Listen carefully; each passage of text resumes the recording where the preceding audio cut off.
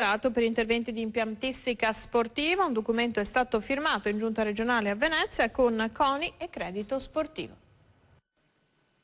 Un accordo che si rinnova per i prossimi 3 anni, ma che fa tesoro del triennio precedente, dove la crisi ha bloccato anche le più semplici manutenzioni degli impianti sportivi.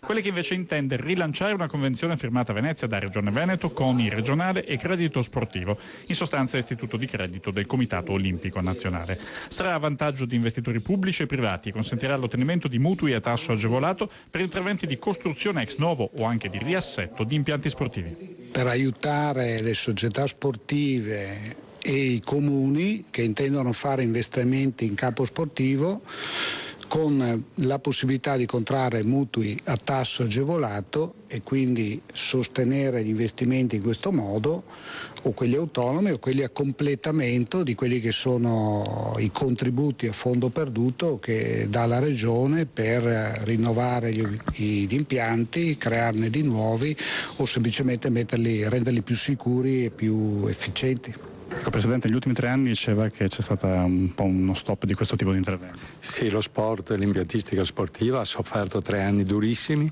Noi con questo segnale di oggi vogliamo dare un segnale positivo. Abbiamo bisogno non di nuovi impianti, anche quelli sono benvenuti, però specialmente di mettere a norma tutti quelli che sono sul territorio, perché lì giocano ragazzi e devono avere la tranquillità e la sicurezza. L'accordo è poi uno spunto per incentivare il risparmio energetico. Impianti ristrutturati in modo da garantirsi la piena o parziale autonomia consente alle società di risparmiare sulle bollette ed avere più fondi per le proprie attività. I tassi agevolati consentono un primo risparmio. Sta poi alle società più attente poter, dopo 2 anni, fare richiesta alla Regione Veneto dei fondi che metterà a disposizione indipendentemente dal credito sportivo. Abbiamo stanziato 20 milioni di euro di risorse agevolate per l'impiantistica sportiva del Veneto, ma ovviamente abbiamo già anche dei progetti di cui abbiamo discusso con l'assessore Giorgetti e quindi siamo disponibili e abbiamo le risorse per poter incrementare anche notevolmente questi 20 milioni di euro.